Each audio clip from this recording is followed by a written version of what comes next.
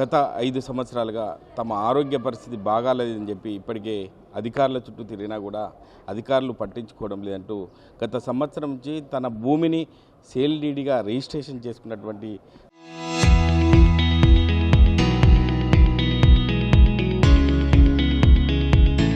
సొంత కొడుకులే ఇప్పటికి వారిని ఇంట్లో ఉండడానికి కూడా ఒక బయటికి పంపిస్తున్న పరిస్థితి. మనం సిద్దిపేట కలెక్టరేట్లో ఉన్నటువంటి సంబంధించిన సిద్దిపేట జిల్లాలోని కోయడ మండలం సంబంధించిన సముద్రాల గ్రామానికి చెందిన వృద్ధ సంబంధించిన ఎవరైతే ఉన్నారో ఈ యొక్క జంగ మల్లయ్య ఎల్లవ్వ తన 3వ కుమారుడు రాజు కూడా ఇక్కడ ఒక అధికారుల చుట్టూ గత సంవత్సరం తిరుగుతున్నా అని చెప్పి ప్రధానంగా చెప్తున్నారు.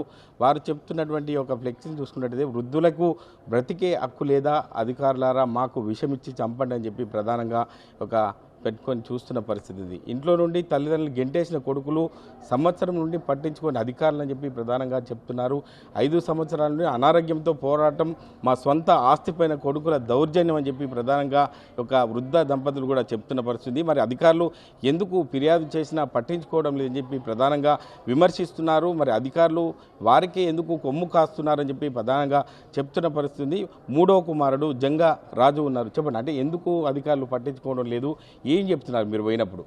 సార్, ఇప్పుడు మేము పోయి ఎప్పుడైతే ఇప్పుడు అమ్మా నాన్నని తీసుకొని పోయి నేను అక్కడికి వెళ్తే కనుక మా 2 అన్నలతో పాటు అధికారులు కూడా నువ్వు ఎందుకు వస్తున్నావు మీ అమ్మా నాన్నలకు సపోర్ట్గా అని చెప్పి మాట్లాడుతున్నారు. సో నేను వాళ్ళతోనే వాదించడం, నేను కూడా సార్ నేను కొడుకునే కదా, మరి వాళ్ళని నేను కూడా పట్టించుకోవాలి కదా, నేను పట్టించుకోకపోతే వాళ్ళ గురించి పోరాటం ఎవరు అని చెప్పేసి అంటే నువ్వు రావద్దు, నీకు అవసరం లేదు అనే క్రమంలో కూడా నేను చాలాసార్లు కూడా పక్కకు ఉండడం జరిగింది. వీళ్ళ ఏదైతే ఇబ్బంది ఉందో వీళ్ళు వాళ్ళకి చెప్పుకోవడం జరిగింది. చెప్పుకున్న తర్వాత మిగతా 2 కూడా పోలీస్ స్టేషన్ కానీ ఆర్డీఓ ఆఫీస్ కానీ చాలాసార్లు వాళ్ళను పిలిపించుకోవడం జరిగింది. పిలిపించిన తర్వాత మా ముందట వాళ్లకు అది కావాలని చెప్తున్నారా లేకపోతే ఒక ప్లాన్ కొద్ది చెప్తున్నారా, మా ముందట వాళ్ళకు ఎంతో కొంత భయం చెప్తున్నారు. అది పద్ధతి కాదు, ఇది అన్యాయం అని చెప్పేసి మా ముందర మాట్లాడుతున్నారు. మీరు వెళ్ళండి, మీ జోలికి ఎవరు రారు, రేపటి నుంచి మీ భూమి మీరే దున్నుకోరి, మీ ఇంట్లో మీరే ఉండు అని చెప్పేసి అధికారులు చెప్పిన తర్వాత మేము ఆ భరోసా కొద్ది ఇంటికి వచ్చిన తర్వాత మళ్ళీ మాపై తిట్లతోని కొట్టడానికి దాడి చేసే ప్రయత్నాలు చేస్తూ ఉన్నారు. ఆ విషయంపై మళ్ళీ పోలీస్ స్టేషన్కి వెళ్తే కనుక ఒక మీరే ఉన్నారా, మాకు ఇంకెవరు లేరా, ఒక మీ విషయాన్నే పట్టుకొని మేము ఎన్ని రోజులు అది చేయాలంటే సార్ మీ ముందట ఇక్కడ భయపడ్డట్టు నటిస్తున్నారు, మళ్ళీ వచ్చి దౌర్జన్యంగా వస్తున్నారు అంటే ఈ భూముల కేసులు మేము పట్టించుకోము ఇట్లా చాలాసార్లు మాట్లాడిన తర్వాత కూడా ఒకసారి మేము సిపి గారు కంప్లైంట్ చేయడం జరిగింది. తర్వాత కూడా సిఐ గారు పాపం ఏసీపీ గారు కూడా వాళ్ళు చొరవ తీసుకొని వాళ్ళని పిలిపించి చాలాసార్లు వాళ్ళను నచ్చజెప్పడం జరిగింది. వద్దు, అది మీ అమ్మ నాన్న సొంత ల్యాండ్, వాళ్ళే ఉంటారు, వాళ్ళే చేసుకుంటారు, వాళ్ళ తదుపరి వాళ్ళకు మీ మీద ఏదన్నా మీకు ఆల్రెడీ ఇంతకుముందు 30-30 గుంటలు ఇచ్చినా అని మీరే అన్నారు కాబట్టి వాళ్ళ తదుపరి మళ్ళీ మీరు తీసుకోండి తప్పించి ఇప్పుడు వాళ్ళ ఆరోగ్య పరిస్థితి బాగలేవు అంటే వాళ్ళు ఇప్పుడు చేసుకోలేని పరిస్థితులు ఉన్నారు, అవసరం లేదు మేమే చేసుకుంటామంటే చేసుకోలేని పరిస్థితులు ఉన్నప్పుడు ఇప్పుడు వాళ్ళకి ఆరోగ్యరీత్యా డబ్బులు ఎవరు ఇస్తలేము అంటే వీళ్ళు ఏమన్నారు అని అంటే మాకు 4.5 ఎకరాలు ఉంది, ఒక 5 గుంటలు అంటే మాది సిద్దిపేట వరంగల్ హైవేకి ఉంటుంది, అది ఫ్లాట్లకు సంబంధించిన ల్యాండ్ కాబట్టి ఒక 5 గుంటలు మేము ఎవరికన్నా అమ్మేసుకొని వచ్చిన డబ్బులతోని మేము ఇద్దరం ట్రీట్మెంట్ చేయించుకుంటాము అని చెప్పేసి వీళ్ళు వాదించడం జరిగింది. ఎవడొస్తాడో రాని అని చెప్పేసి ఇంతకుముందు ఒక 2-3 కూడా భూమి చూడడానికి పిలిపిస్తే వాళ్ళని బెదిరియడం, ఫోన్ చేసి బెదిరియడం ఇట్లాంటివి కూడా చాలాసార్లు జరిగినాయి. అందుకే ఇక మేము ఇవన్నీ కాదు, ఏదున్నా కూడా సరే ఇప్పుడు ఒక పోలీస్ స్టేషన్కి వెళ్తే ఒక 10 మంది స్టాఫ్ ఉంటారు, ఒక ఆర్డీఓ ఆఫీస్కి వెళ్తే ఒక 20 మంది స్టాఫ్ ఉంటారు, ఒక కలెక్టర్ ఆఫీస్కి వస్తే ఒక 1000 మంది ఉంటారు, మాకు ఈ రకమైన న్యాయం జరుగుతుంది అని చెప్పేసి మేము ఈ నిర్ణయం తీసుకోవడం జరిగింది. అంటే మీకు సంబంధించిన 6 ఎకరాల భూమి ఉందని అంటున్నారు, తల్లిదండ్రులతో మీరు వచ్చారు కాబట్టి అంటే నీ పేరు మీద ఎందుకు రిజిస్ట్రేషన్ చేసుకోలేదు, వాళ్ళిద్దరికి ఎందుకు రిజిస్ట్రేషన్ చేశారు? అయితే నేను నా విద్య అయిపోయిన తర్వాత నేను అప్పుడు పై చదువులు చదువుకోవాలని ఉన్నా కూడా అప్పుడున్న పరిస్థితుల వల్ల చదువుకోలేక నేను హైదరాబాదు జీవనోపాధానికి వెళ్ళడం జరిగింది. ఆ క్రమంలో మా 2 అన్నలు కూడా ఇక్కడే ఉంటారు. అయితే అప్పుడు నాకు కొంచెం ఆరోగ్యం బాగలేదు, వేరే ప్రాబ్లం అంటే బ్యాక్ పెయిన్ కానీ హార్ట్ రావడం కానీ ఇట్లాంటి చిన్న అంటే పెద్ద సమస్యలు మేజర్ సమస్యలు వచ్చిన తర్వాత మా అమ్మ నాన్న ఏం చేసారు అని అంటే నాకు వాడు బ్రతకడం ముఖ్యము అని చెప్పేసి నాకు ఎంతో కొంత వాటాదనం భూమిలో ఉంది కాబట్టి వాని వాటా అమ్మేసి మేము వానికి డబ్బులు ఇచ్చి బ్రతికిస్తాము అని చెప్పేసి అంటే బయటోనికి ఇవ్వాల్సిన అవసరం లేదు, ఏది ఉన్నా మేమే చూసుకుంటాము అని చెప్పేసి దాదాపుగా మీరు తెలుసుకోండి వాళ్ళను 40 లక్షల విలువ చేసే భూమిని 6 లక్షల రూపాయలు నా చేతిలో, నేను స్ట్రెచ్చర్ పైన ఉన్న వ్యక్తికి 6 లక్షల రూపాయలు ట్రీట్మెంట్కి ఇచ్చి వీళ్ళతోని డైరెక్ట్గా ఆ 30 గుంటలు కూడా 30 గుంటలు సేల్ డీడీ కొట్టుకోవడం జరిగింది. అంటే చివరగా అంటే ఇటువంటి సందర్భం చూస్తుంటే ఎవరికైనా కంటతడి వచ్చే అవకాశం ఉంటుంది కాబట్టి మీ తల్లిదండ్రుల కోసం నీ కోసం చివరగా జిల్లా కలెక్టర్ గారికి ఏం విజ్ఞప్తి చేస్తారు, ఏం చెప్తారు? సార్ ఒకటే విషయం, భూములు అనేది తల్లిదండ్రులు పిల్లల భవిష్యత్తు గురించి సంపాదిస్తారు సార్.